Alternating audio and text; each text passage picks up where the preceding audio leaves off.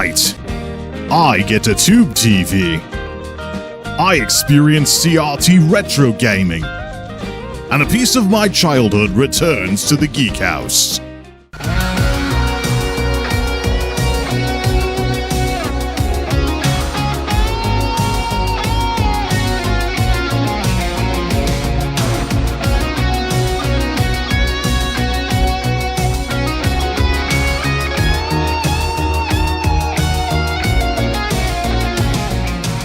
The wacky world of MultimediaJay.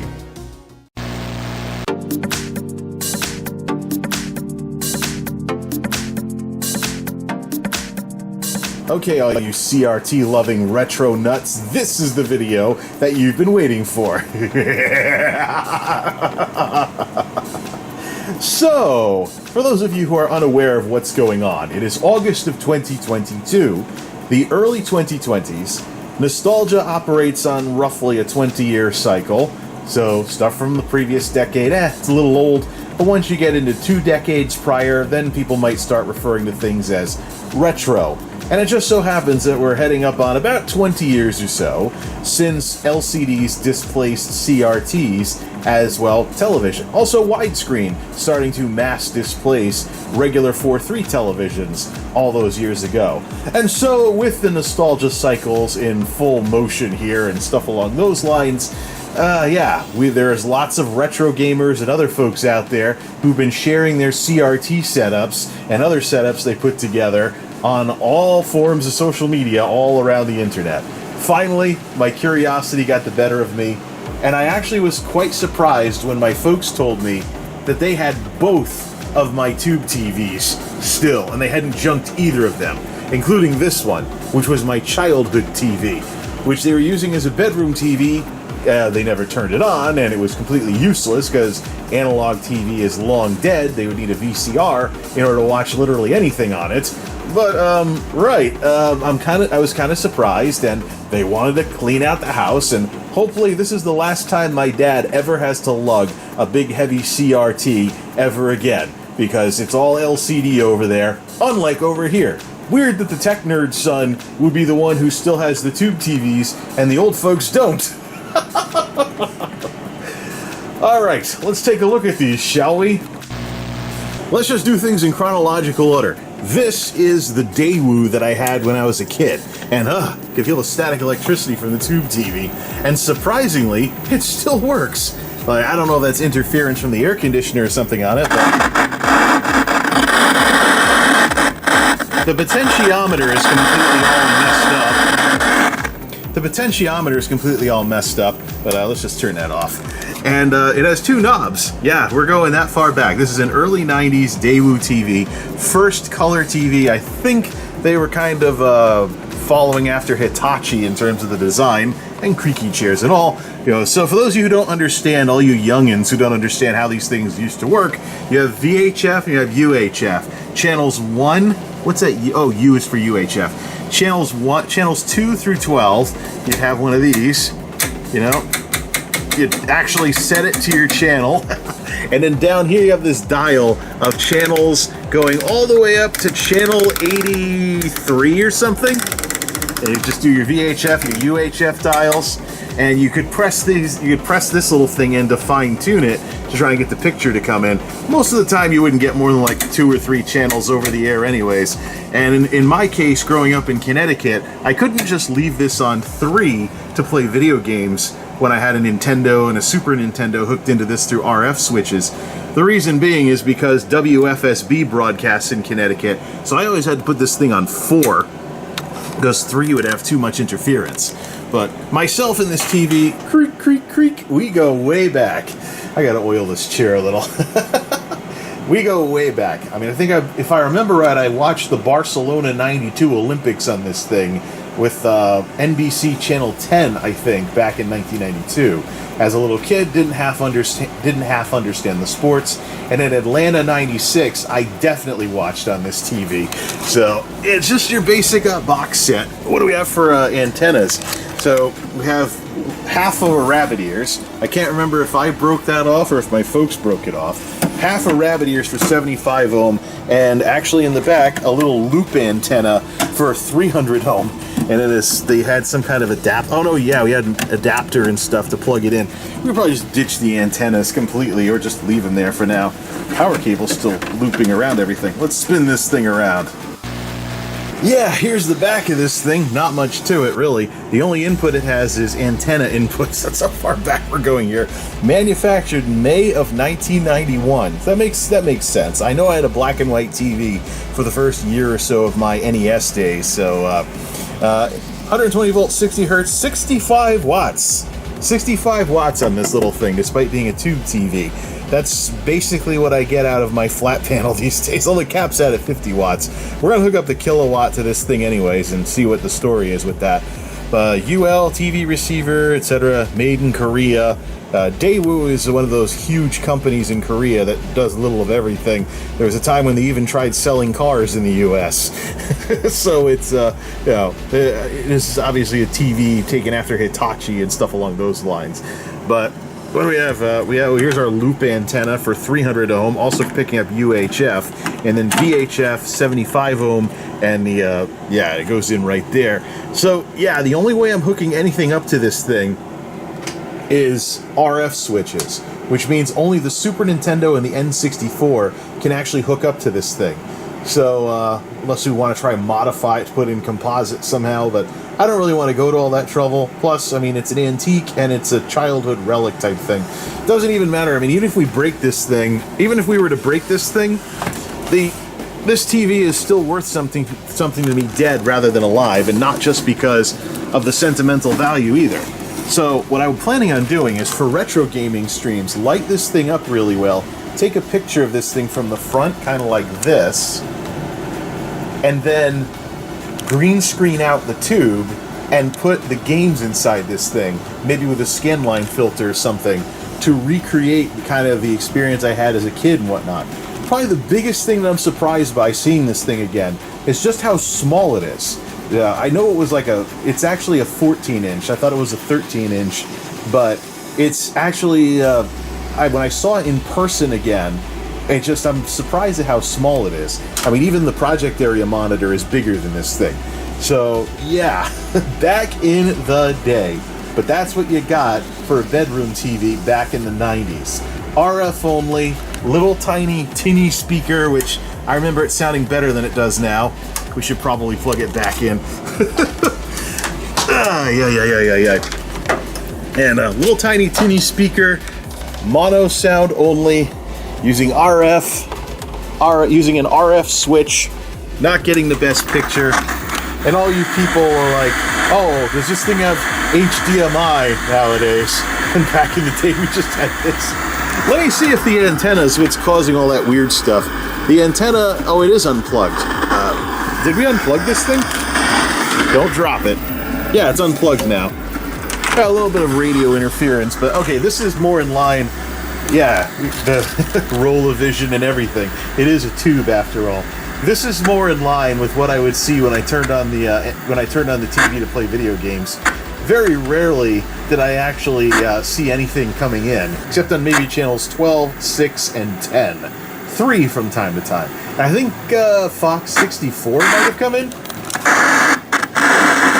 There we go. Unfortunately, in its old age, the potentiometer for the volume is completely hosed, so it's going to be a bit of a problem getting any decent sound out. Anyways, that's the older of the two. Now, let's check out the Sanyo. The Sanyo is a 2000s TV, and despite being a lot less retro than that old Daewoo over there, this thing also has a lot of sentimental value for me because this is the first TV that I ever bought for myself when I got out on my own in the mid-2000s.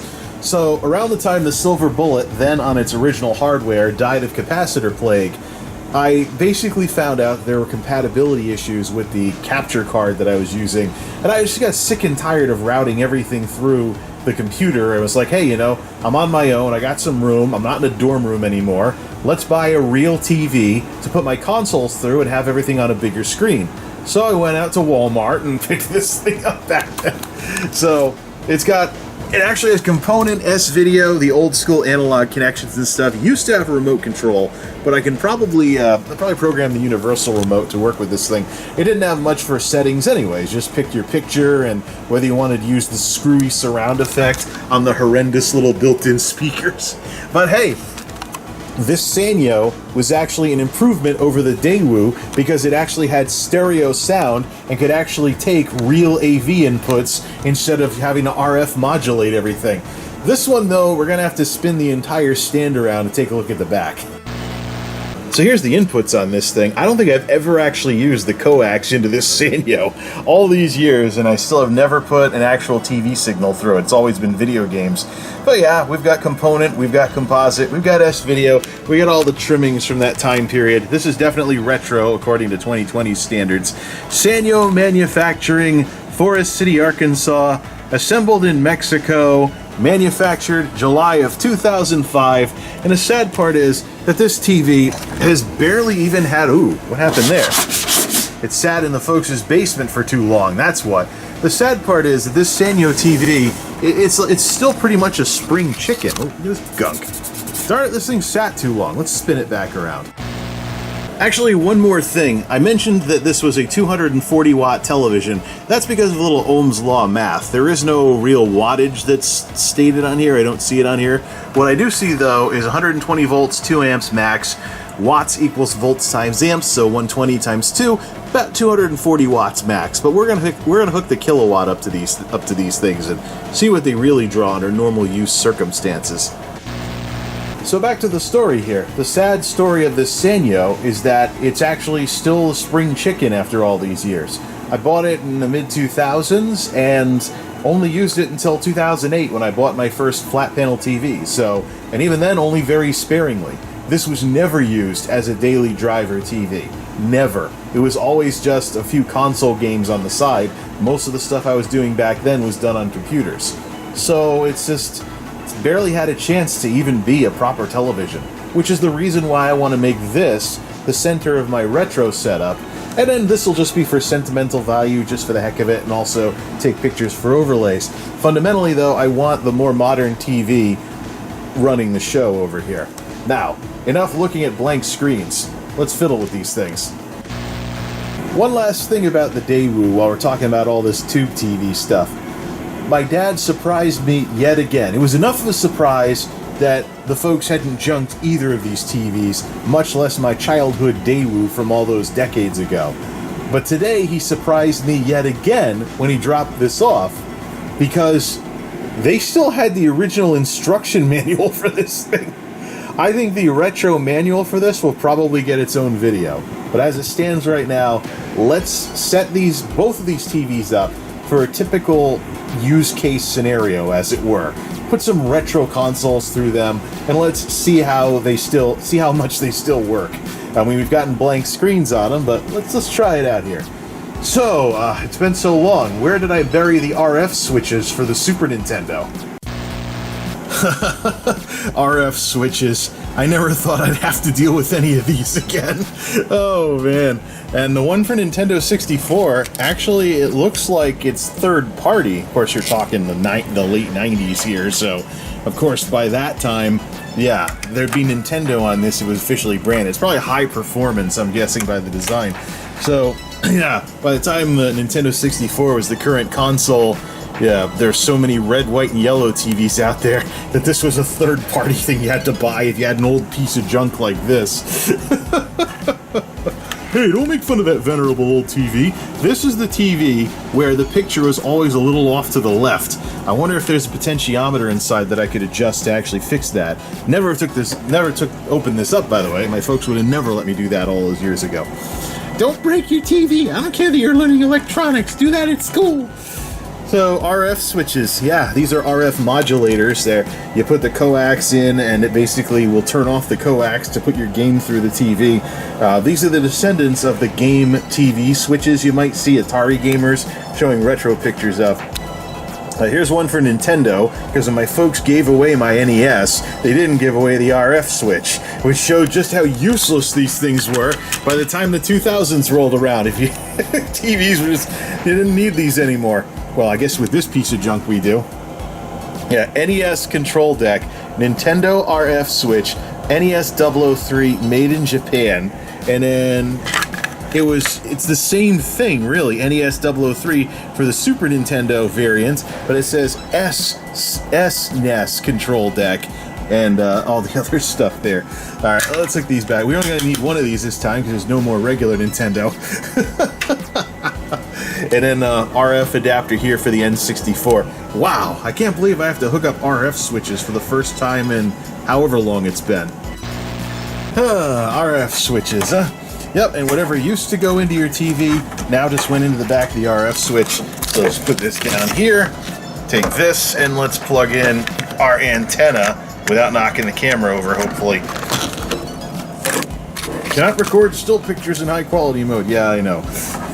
The things we used to do to play video games back in the day. This thing is useless anyways. Whee! There's got to be a way to disconnect this thing. Right? I'll just take the whole darn thing off. I don't care if it looks more authentic with the rabbit ears still on it, even though the rabbit ears is half broken.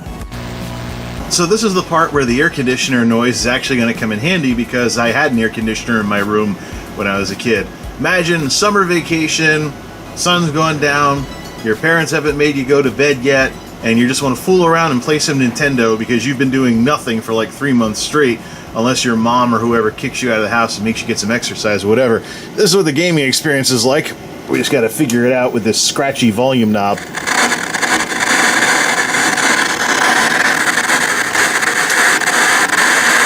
Turn it on to your snow, and then there we go. What you had was what you had. The picture is off to the left. There is a vertical hold control on the back of this thing, but no horizontal one, so there's probably potentiometers that I can adjust inside the TV itself to fix this. I have to go take a look at it. Let's see how this works. Sound's gonna cut out because of the scratchy potentiometer. Yeah, I made so many adjustments to the volume over all those years. It looks, oops.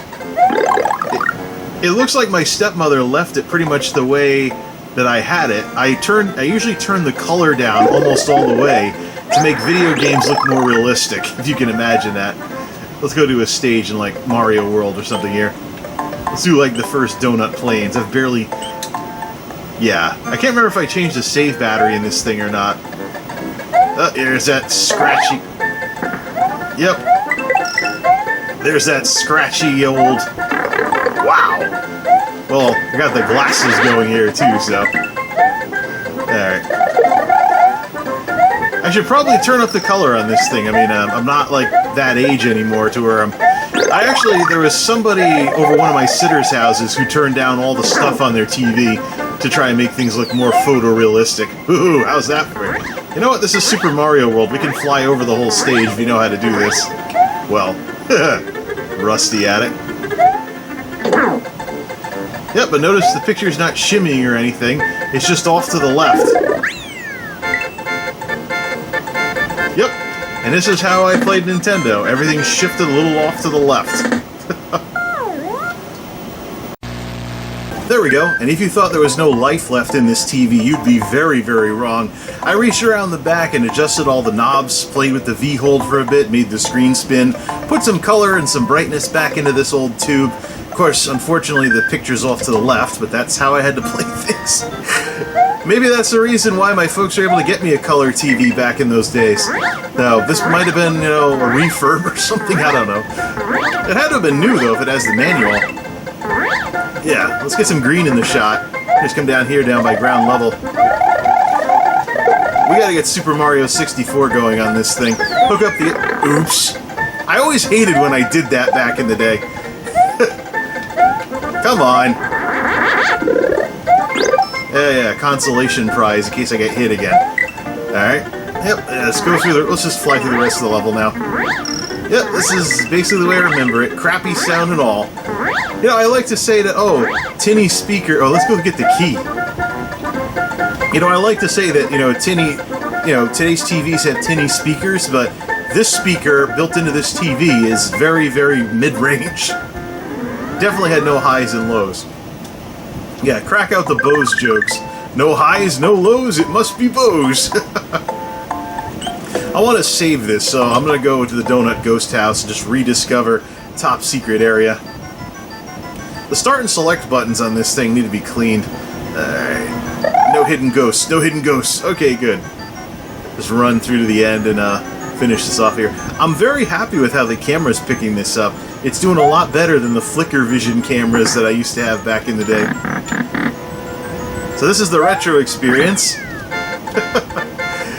That's how it was, early to mid-90s, so I got my Nintendo 64. Fuzzy screen, can't really adjust the sharpness, it basically is what it is. Save! Save battery still works, right? Yeah, and when you're done, the big loud fuzz noise as you're getting ready to turn your TV off, it was one of the things that could alert your parents that you were up past your bedtime, so you would always want to turn the TV off first and then turn off the console. Let's get Nintendo 64 in here. Some slight modifications had to be made in order to get the Nintendo 64 working on this old thing. The RF switch was definitely third party. The 3-4 switch doesn't work anymore, so I can only get a picture on channel 3. So, fortunately, WFSB's analog broadcasting days are long behind us, so that won't be an issue now. But anyways, yeah, so controllers on top of the TV. Yep, and AVGN did that in one of his early videos, too. You had a big enough TV, be done playing for the night, just pop the controller on top and go to bed. You know, easy way to find it next time you wanted to play the game again, until some moron tripped over the cord and knocked your controller to the floor. But let's play some N64. Also going back to original N64 controller for this. I use a Hyperkin nowadays for the better analog stick. But we want to be vintage here. Come on, volume.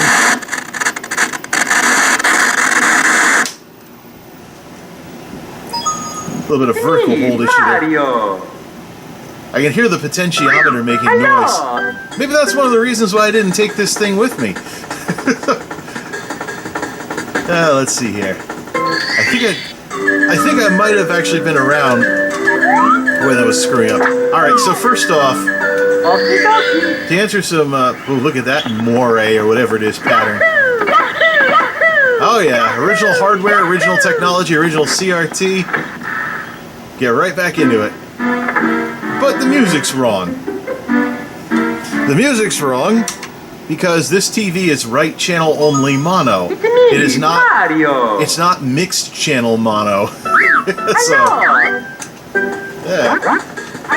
Stop playing with Mario's nose. Set it back to mono. This always bothered me back in the day. Because I'm like, what am I missing because I'm not playing it in stereo? Looks like we got a little bit of roll-o-vision going on here too. And a little bit of trippy CRT looks here, huh? Maybe I should change a few settings on the TV. It's all knobs in the back though.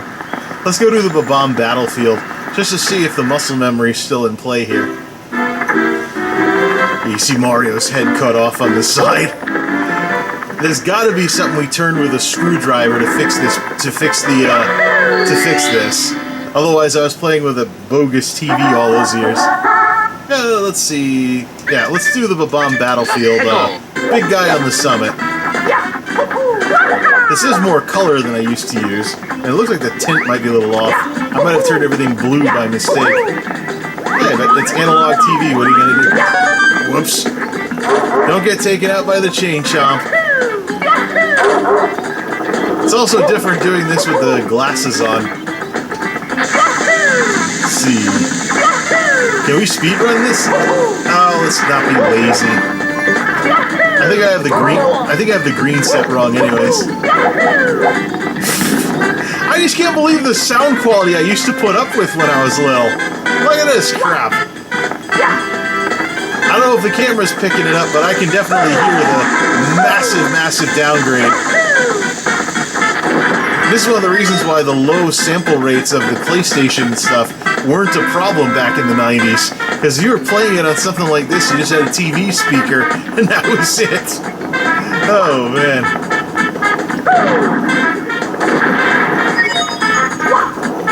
Yeah, not bad. Not bad for this kind of run. Although it probably looks awful on camera. This is exactly the sort of stuff the Ret Super 8 guys used to make fun of. Alright, let's take out Big Babam here. Oh, come on. I should have had that.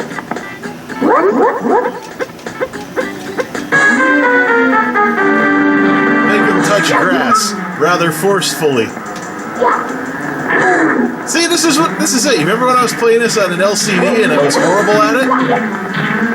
This is what happens when the TV refreshes properly. Oops. This is what happens when the TV refreshes properly. Oh, listen to that mid-range. All those notes are just like that.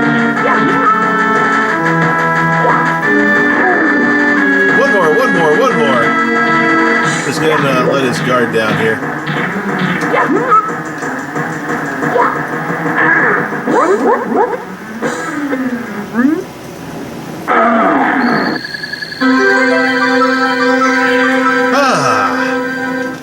This TV, I remember it better than it actually was. But when it's the only thing you had nothing to compare it to. Especially when your folks wouldn't let you hook up to the TV in the living room. We want to watch TV on our TV. You got your little TV to do your blah blah blah blah Nintendo with. Press start to play. That almost made me jump. Oops. It's been so long. Controller's back on the top of the TV, and that's that. So, in retrospect, this sucked. It was definitely, I remember it better than it actually was.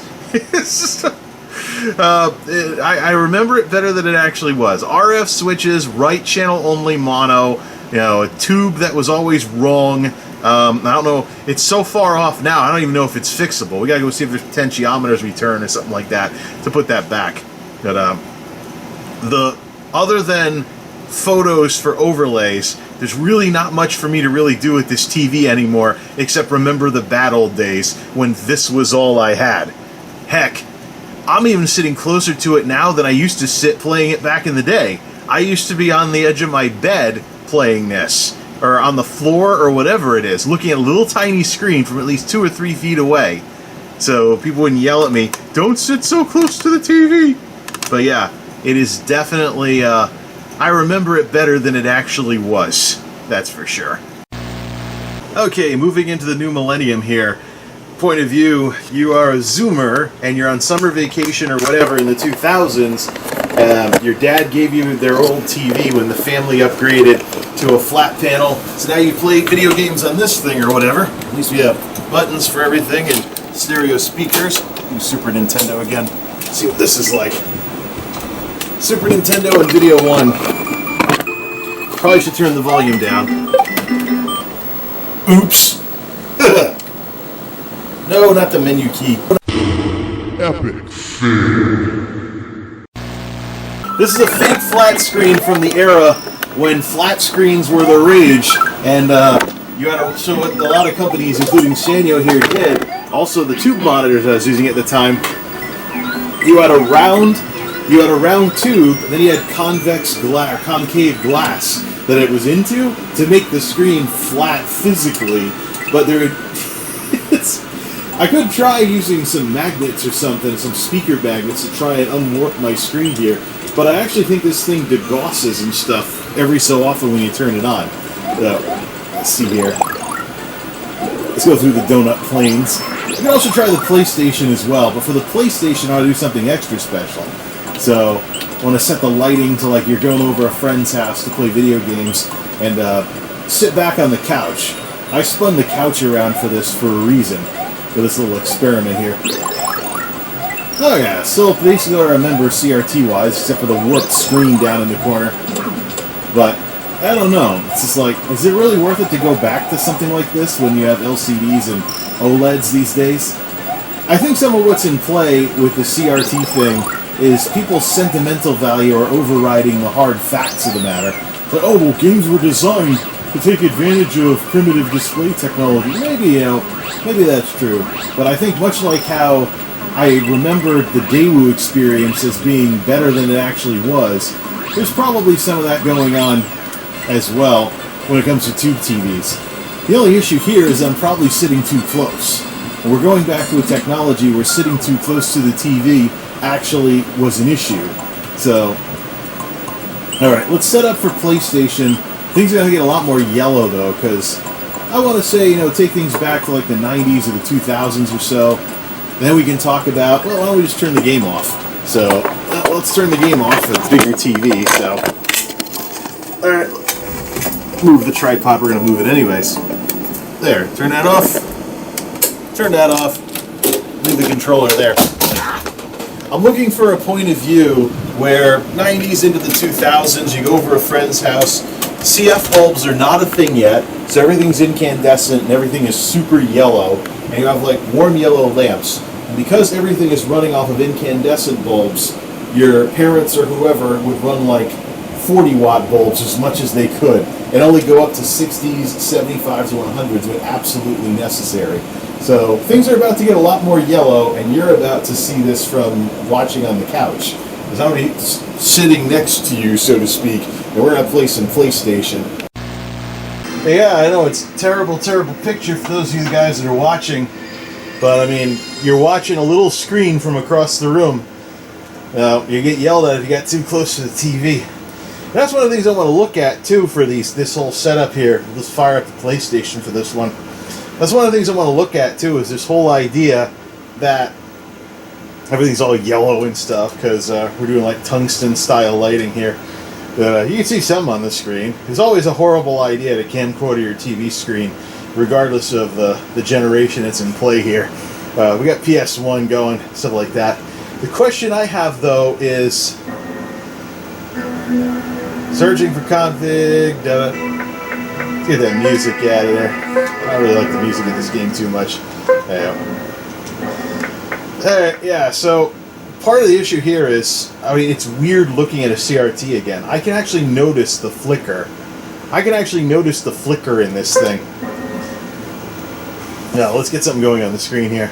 I can actually notice the flicker here, sitting all the way back here on the couch. Also, the screen's a little warped.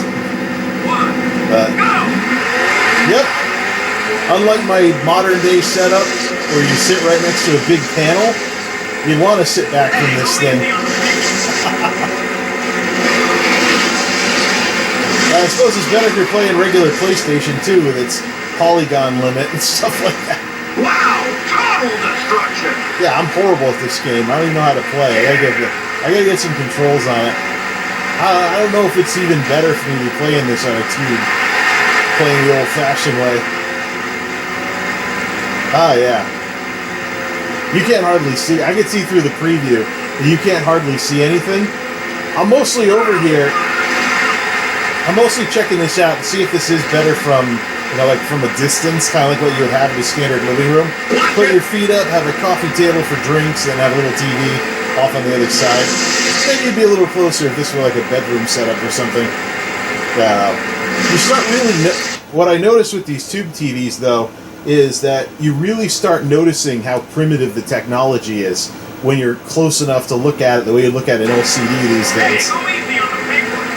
Standard def 4.3, and this thing, of course, has its 2000s issues, where they got that concave glass up against the tube, and it distorts part of the screen. I think I had this on my last tube monitor as well. How many laps? I'm not going to do 10 laps of this. I'm just going to smash the car and be done with it. I suppose I could play like this. Maybe play an older game or something. Or go through Final Fantasy VIII or something like this. I'm just glad that the PS2 I have hooked up to this thing nowadays is a PS2 Slim. Alright, that's enough of that. Switched off to Mario 64 by changing the using the Super Nintendo's AV cable on the N64. And I can definitely say, because I used to have it in stereo, but does it matter when you're this far away from the TV? It's mostly about getting all the sound properly represented. Let's see, let's make some progression in this sort of thing. At least everything fits on the screen this time, though. I don't even remember where the 8 red coins were, though. All things considered, though, looking at this on a CRT nowadays, I can definitely say that CRTs supposedly being better for older games, I think it's based on sentimental value more than anything else.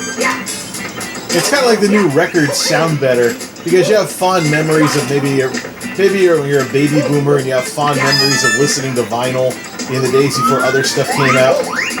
But it's just, I think OLED technology though really has come a long way, and I think at some point OLED will probably get mature enough that we won't even think about this kind of stuff anymore. It is kind of nice to, there we go. It is kind of nice though to play these games on a tube again, to get that whole tube kind of look.